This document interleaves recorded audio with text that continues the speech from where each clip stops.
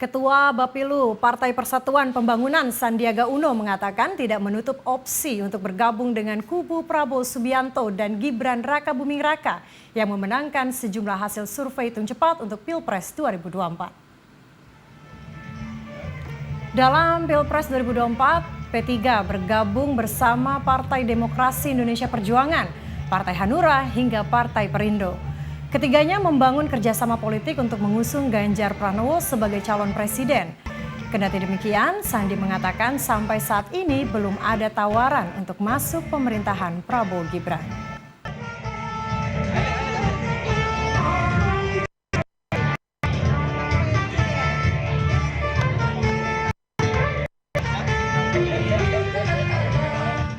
Negosiasi politik akan memainkan peran kunci dalam pembentukan koalisi. Selain itu, dinamika internal partai, kepemimpinan, dan popularitas pemimpin partai juga akan mempengaruhi jalannya pembentukan koalisi pasca pemilu 2024. Bagaimana peta koalisi partai politik di parlemen? Sudah terhubung bersama kami pengamat politik dan juga dosen dari Universitas Al-Azhar, Pak Ujang Komarudin. Selamat sore Kang Ujang, apa kabar? Selamat sore Mbak Cica, Alhamdulillah baik. Alhamdulillah, sehat Kang Ujang? Alhamdulillah, sehat-sehat. Terima kasih sudah bergabung dengan kami di Laporan Pemilu 2024. Kang Ujang, ini kita akan berdialog, kita akan membahas mengenai seperti apa nanti peta koalisi partai pendukung Prabowo Gibran tentunya. Seperti kita ketahui saat ini dari 8 parpol pengusung Prabowo Gibran ini baru 4 parpol yang mencapai ambang batas parliamentary threshold sebesar 4%, yakni Gerindra, Golkar, PAN, dan Demokrat. Artinya dari 4 parpol ini, jika saya hitung kalkulasinya, baru mencapai 42,84% untuk penghitungan sementara hingga hari ini. Artinya ini masih belum mencapai 50% nih Kang. Maka dari itu banyak sekali manuver politik yang dilakukan oleh Prabowo Gibran, para ketum-ketum parpol ini untuk mengajak bekerja sama dari partai oposisi. Nah, menurut Kang Ujang gimana nih Kang? Emang harus 50% banget nih biar menguasai legislatif?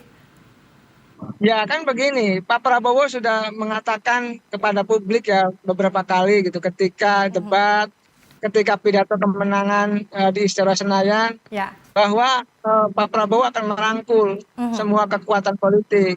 Artinya bukan hanya Pak Prabowo didukung oleh partai di KIM ya, di Koalisi Indonesia Maju, ada Golkar, Gerindra, PAN, dan Demokrat, tetapi ya kemungkinan juga akan ada partai yang menyusul ya, mendukung Pak Prabowo Gibran gitu. Kenapa? Karena tadi Pak Prabowo ingin merangkul. Yang kedua, memang kebutuhan bagi Pak Prabowo Gibran untuk bisa membangun kekuatan pemerintahan yang kuat. Ya. Jangan lupa Mbak Cica, kita ini atau negara ini, pemerintah ini membutuhkan pemerintahan yang kuat. Ya. Nah, di saat yang sama juga membutuhkan oposisi yang kuat dan tangguh. Betul. Artinya kalau kita bicara koalisi atau peta koalisi pasca Pilpres, maka ketika 4 partai utama ya penyokong pemerintahan Prabowo Gibran masih belum mayoritas di parlemen, maka butuh tambahan kekuatan gitu loh. Betul. Agar apa? Ya agar memang pemerintahan Prabowo Gibran baik di eksekutif itu kuat, di legislatif juga menjadi kuat. Karena nanti kalau tidak mayoritas, tidak kuat di parlemen, maka ya janji-janji kampanye Prabowo Gibran, kebijakannya akan sulit untuk bisa direalisasikan. Baik. Nah, kalau yang paling penting adalah membangun koalisi yang besar, membangun koalisi yang gemuk, ya tadi dengan merangkul mereka-mereka yang kalah. Nah, petanya kan sekarang mudah nih. Ada masalah hak angket. Ya, ini akan kelihatan ini siapa yang mendukung ke pemerintah, siapa yang akan menjadi oposisi nanti seperti itu. Artinya bukan cuma untuk menguatkan di legislatif, Kang Ujang, tapi juga untuk mengkuatkan posisi untuk menjegal hak angket begitu? Ya pasti ya, kan begini. Hak angket ini kan politis. Soal tuduhan, dugaan kecurangan gitu. Padahal kalau kita bicara curang, semua curang. Ya. Kalau kita bicara curang, bukan hanya di Pilpres, tapi di Pileg justru lebih banyak, lebih besar, lebih masif begitu. Nah, itu kan tuduhan yang tentu merugikan pemerintahan Pak Jokowi. Karena Pak Jokowi bagaimanapun landing secara baik, ingin soft landing secara bagus, maka ketika ada tuduhan-tuduhan itu tentu ya tidak mau dituduh seperti itu. Nah, dalam konteks itu saya melihat ya pasti hak angket itu ya akan diblok, akan digembosi, ya akan laju sebelum terkembang. Nah, dalam konteks itu maka misalkan P3 tadi ditayangkan oleh Garuda TV ya, Ya, kemungkinan bergabung kepada Prabowo Gibran. ya, Itu rasional ya. dan saya meyakini akan bergabung. Lalu ke depan itu PKB. PKB juga kemungkinan bergabung. Nasdem itu kan sudah ketemu dengan Pak Jokowi, Pak Surya Palohnya. Jadi ada indikasi tidak bergabung.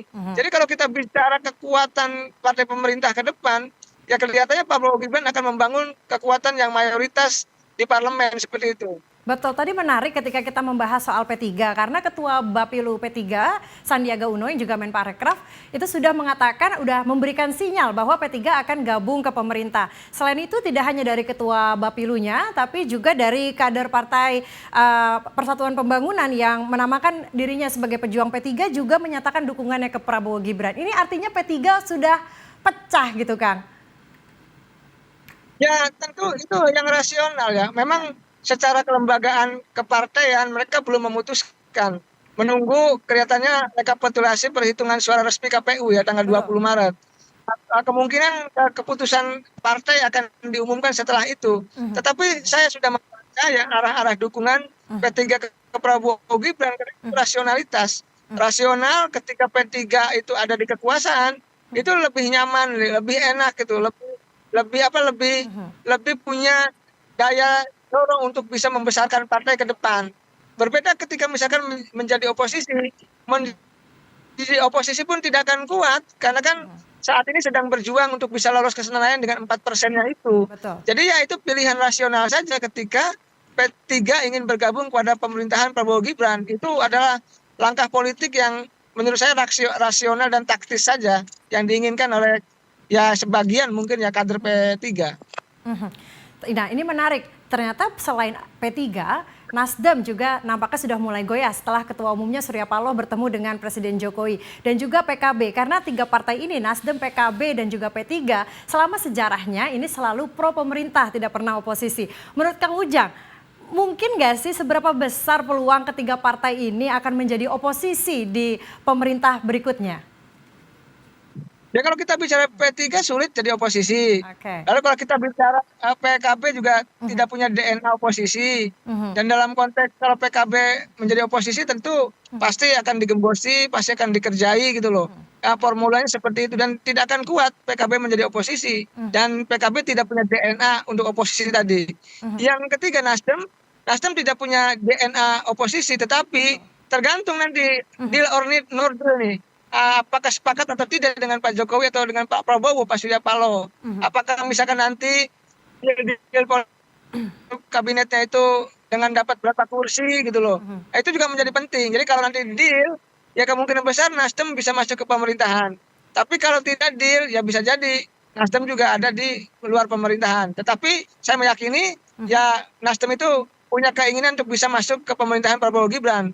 Walaupun dalam posisi yang kalah di Pilpres pada 2024 ini. Karena kalau kita lihat, Nasdem kan sampai saat ini belum pernah keluar dari pemerintah. Betul. Hari ini masih menjadi bagian daripada koalisi Jokowi Ma'ruf Amin.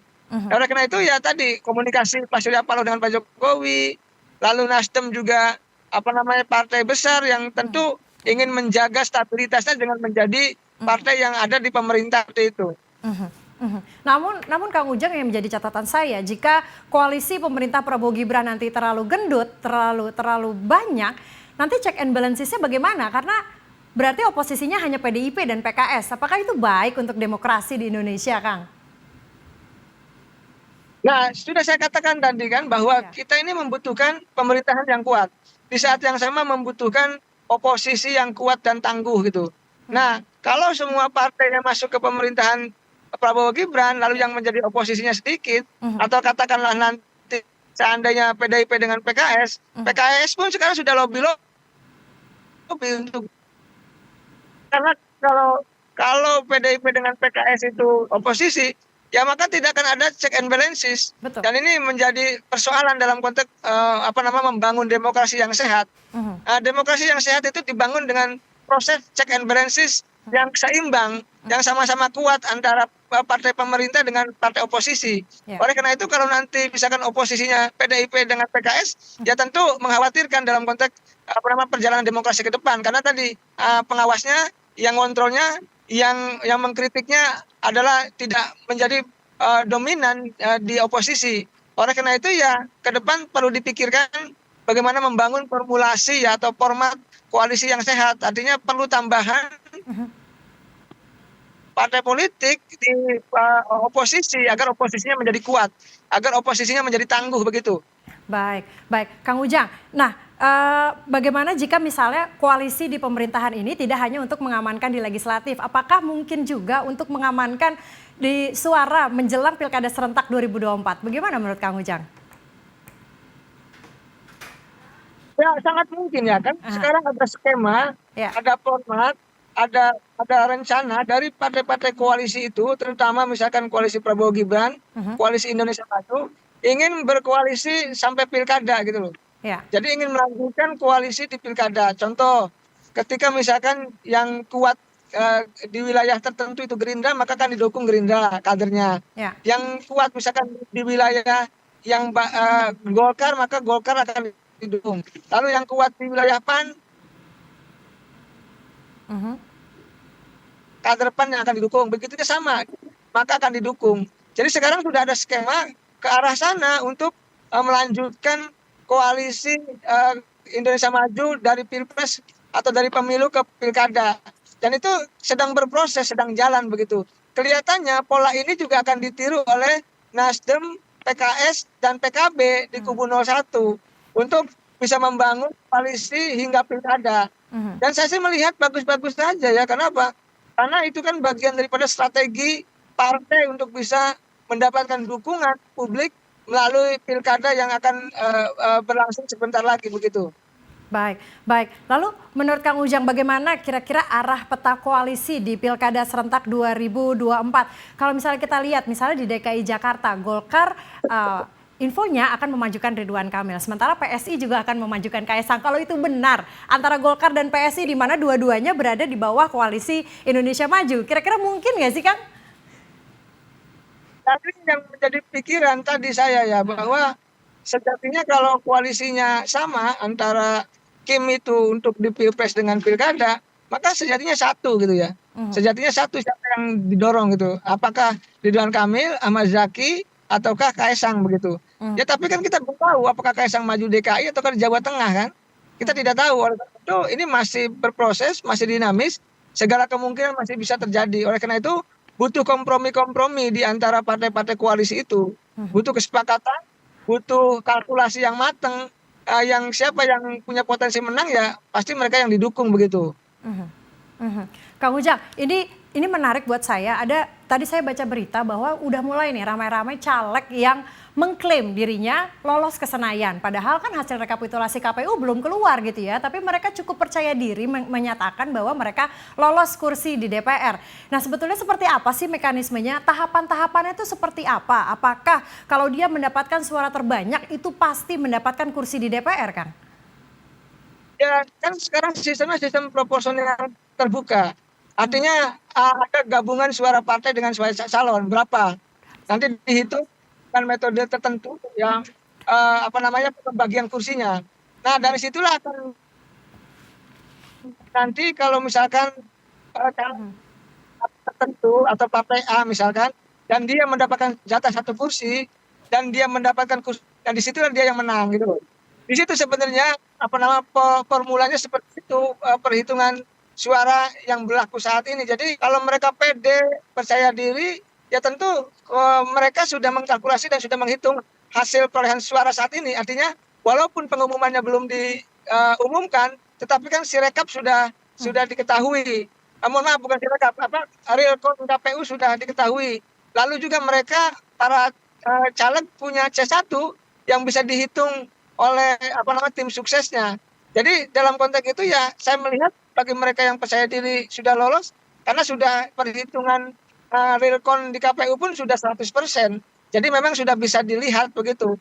Baik. hasilnya walaupun belum diumumkan. Baik, baik Kang Ujang, ini dialog kita masih akan berlanjut di segmen sebelumnya, namun saya akan tahan dulu karena pemirsa tetap bersama kami di Laporan Pemilu 2024. Dialog akan kami lanjutkan usai jeda berikut ini. Tetaplah bersama kami.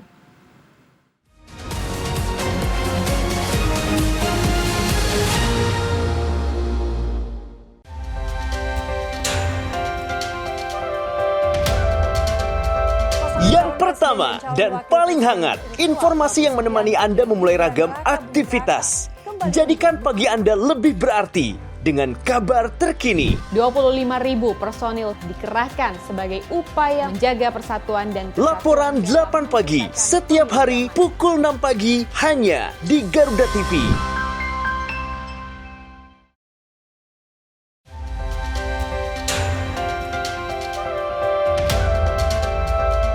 Jangan lewatkan jam rehat Anda dengan perkembangan informasi paling aktual. Peristiwa yang terjadi setiap saat disajikan untuk Anda. Laporan 8 siang, setiap hari pukul 12 siang hanya di Garuda TV. Kita sudah jelas ya bahwa kita ini aktif, tidak boleh berpolitik praktis.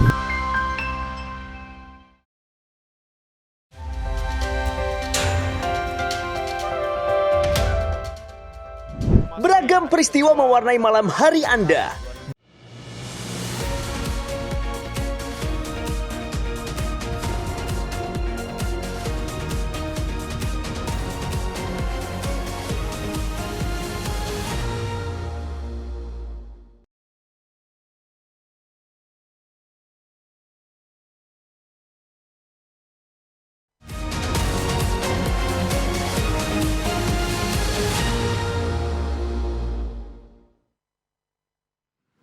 Terima kasih pemirsa, Anda masih bersama kami, dialog dengan pengamat politik Ujang Komarudin. Halo, Kang Ujang. Ya, Kang Ujang, tadi kita udah bahas sedikit mengenai pilkada serentak. Nah, ini yang sedang ramai hari ini adalah Mahkamah akan adanya gugatan untuk menurunkan ambang batas parliamentary threshold yang awalnya 4% akan diturunkan di Mahkamah Konstitusi. Nah, kira-kira apa efeknya walaupun akan berlaku di pemilu 2029? Seperti apa nantinya apakah mungkin ini parliamentary threshold akan di bawah 4%, Kang? Ya, sangat jelas ya keputusan MK itu meminta undang-undang untuk merevisi undang-undang pemilu. Artinya untuk menyesuaikan keputusan Mahkamah Konstitusi yang membatalkan 4% parliamentary threshold. Artinya ini berlaku di 2029 pemilu berikutnya ketika memang undang-undangnya direvisi. Tapi kalau undang-undangnya nanti tidak direvisi ya nggak jadi juga. Yeah. Nah, pertama itu. Yang kedua, ya tentu petanya berubah nanti ya. Partai-partai kecil, partai-partai baru ya punya kans untuk bisa masuk di Senayan, untuk bisa lolos. Tentu nanti biasanya partai-partai kecil itu nanti bergabung ya menjadi fraksi tersendiri begitu. Biasanya nanti misalkan yang sekarang contoh PSI, Perindro, misalkan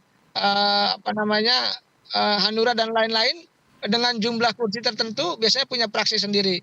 Tentu nanti diatur ya dalam undang-undang hasil revisi nanti mekanismenya seperti apa, formatnya seperti apa. Tentu para anggota DPR dan pemerintah paham terkait dengan persoalan itu.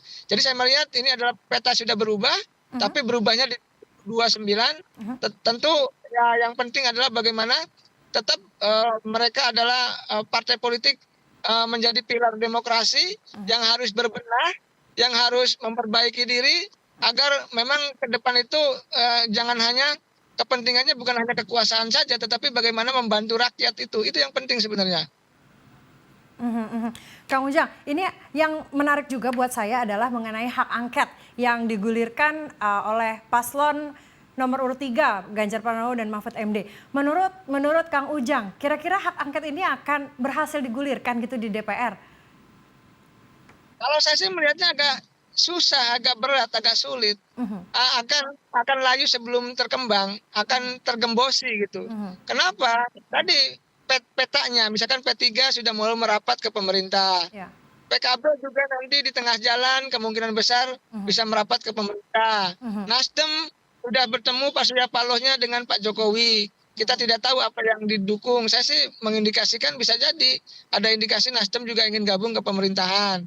Yang penting deal gitu, yang penting sama-sama senang gitu.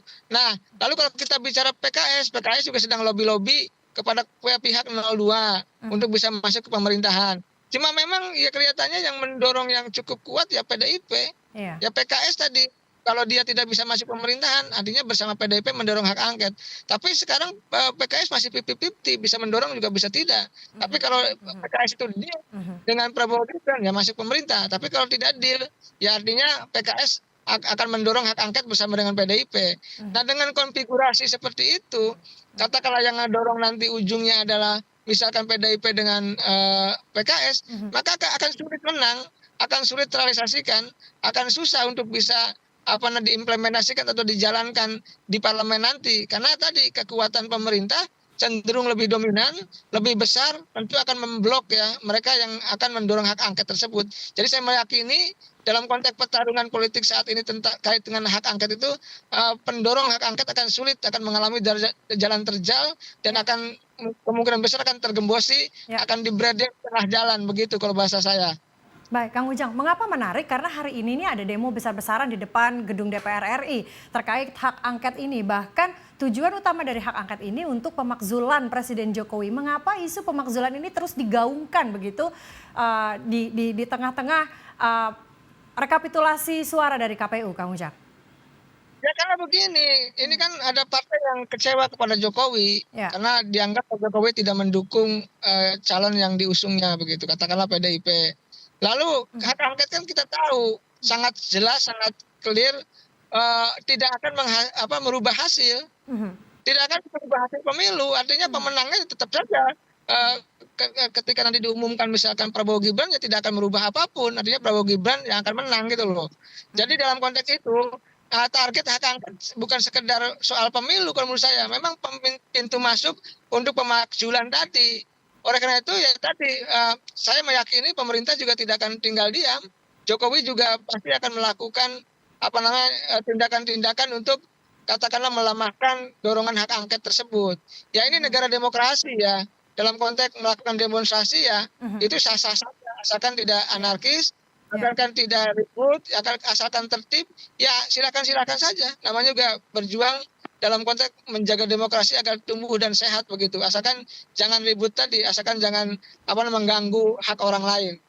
Ya, artinya setelah tadi Kang Ujang sebutkan bahwa hak angket ini tidak akan merubah hasil pemilu dan juga hanya dijadikan salah satu partai politik yang sakit hati dengan Jokowi. Artinya ini sebetulnya dipolitisasi saja begitu ya Kang, karena tidak menerima kekalahan begitu. Ya karena memang kan hak angket itu politis. Hak angket itu jalur politik. Kalau jalur hukumnya itu kan ke Bawaslu, sengketa administratif atau sengketa proses, dan sengketa hasilnya kan di Mahkamah Konstitusi. Dan kita kan tahu 2019 yang lalu Pak Prabowo melalui jalur MK, tidak jalur hak angket. Itu kalau jalurnya politis, hak angket pasti akan dilawan oleh kubu pemerintah juga dengan secara politis. Nah kalau sudah secara politis maka akan bertarung secara head to head gitu antara kekuatan yang mendorong hak angket dengan yang menolak hak angket.